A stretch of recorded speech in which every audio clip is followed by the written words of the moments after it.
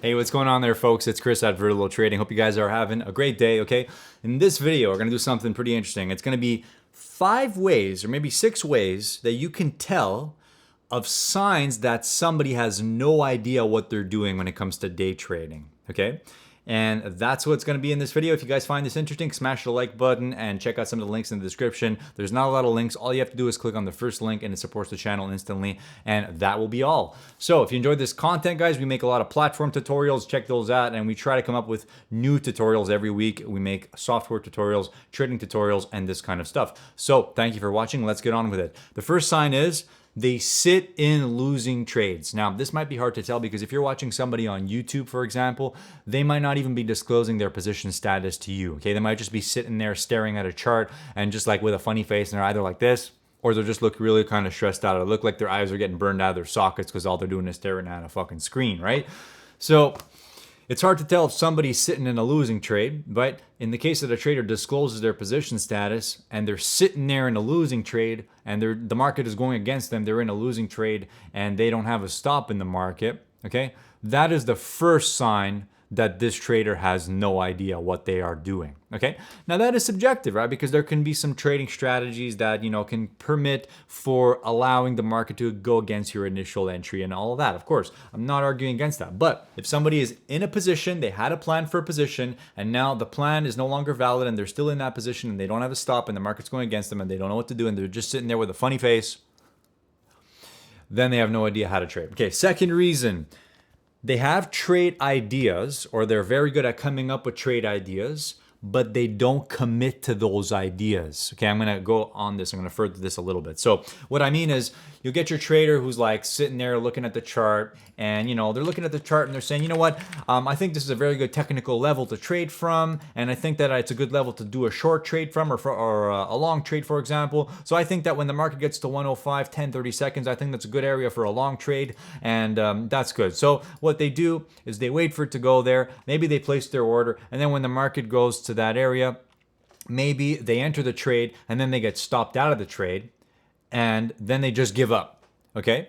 That right there is a sign that this trader is not experienced. Good traders or experienced traders know that a trading idea is not something very rigid that it tends to work once, and if it doesn't work the first time, then it's over. Now, don't get me wrong, there are some trading strategies that are like that only work on the first try and that's it.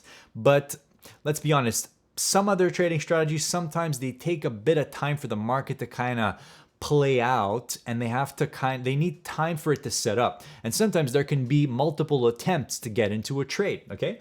So if you see a trader trading and they're sitting there for 30 minutes talking about a certain trade that they want to take, and then the trade comes up in front of them and then they take it and they get stopped out, or maybe they don't take it, that trader has no idea what they're doing because they do not know how to execute upon their ideas. They are not skillful enough to be able to execute upon their ideas, right? Having an idea and executing upon the idea is two different things, okay?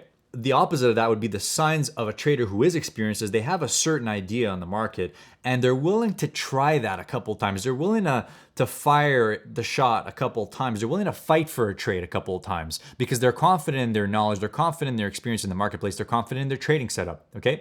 So they will sit there and they might fire the trade off maybe 2-3 times and maybe land a break even once or twice, or maybe take a stop at once, and until they end up landing it because they're confident that the trade will probably end up working until the market gives them some kind of signal that it's not going to work and it's over, and now wait for the next one, okay? So that's the second sign. The third sign now, this one's going to be a little bit controversial. Some of you might not agree with me, but I don't care. This is my belief only. Let's say this person is a content creator, meaning that they put out content on the internet and they're a public figure in trading or whatever it is, okay? The majority of the content they put out is what I call affiliate marketing for things that arguably do not really help traders, okay? The prime example I can give is funded trader evaluations, okay? I'm a believer that most of these funded trader evaluations right now, we're like in the gold rush era of funded trader evaluations. That's what I believe. I believe that some of these people realized that there was money to be made in that industry and they just, became funded prop firms. In the last 3 months, guys, we've seen a bunch of new funded prop firms come out of here, okay? there is not really any accurate information out there other than the people marketing this to you, by the way, that will tell you if these companies are actually legit or not and they're actually going to pay you out, okay? I'm going to be the last person to promote to you a funded trader valuation. I've been trading for 3 years day trading and 4 years in total, and I've tried out a couple funded trader valuations. I personally do not believe that they help traders, okay? You can make arguments that they do, okay? I think that a trader, if they want to fully experience what it is to be a trader, you can do it on a demo account, okay? You can trade your own live capital.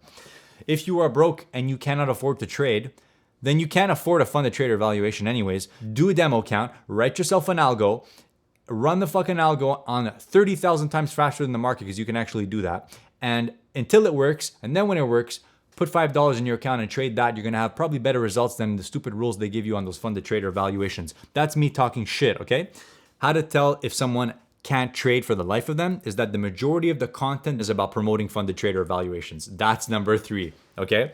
Let's go on to number 4.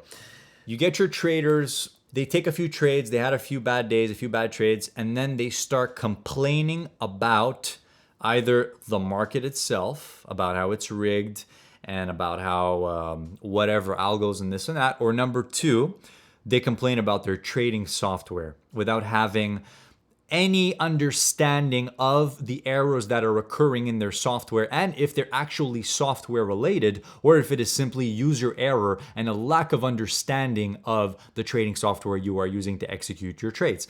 So for me, this is number 4. It is the 4th reason you can tell easily if somebody has no idea what they are doing.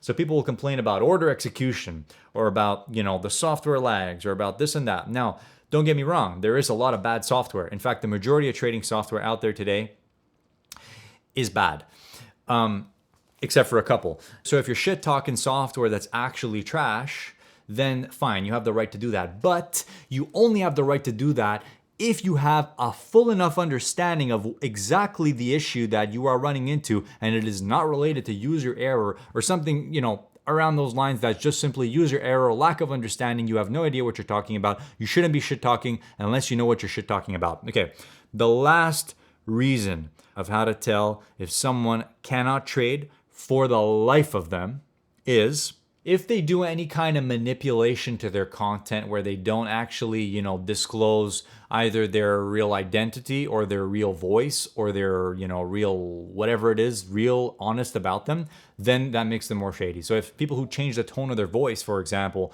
I think that is something very sketchy, okay? Now, I know not everybody's blessed with a voice like mine, of course, I already know that, but, your voice can't be that bad, dude. Like, if you actually make good content, people don't really care about your voice. If you sound like fucking Cinderella, people are not going to click off the video. But if you're already a shady used car salesman, then of course people are going to pick up on that, especially if you have a shady voice to go along with that. Oh yeah, and I'll throw in the bonus tip for you guys. If you're watching somebody trade live and they are telling you that they're trading a live account, and you look at the order book, if you can see the order book when they place their orders, you should see the order book increase by the amount of shares or contracts that they added to the order book when they placed their order. That's how you can tell if they're trading a demo account or a live account.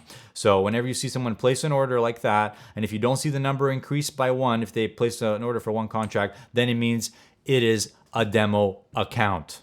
All right? See you guys in the next video. Take care. Bye.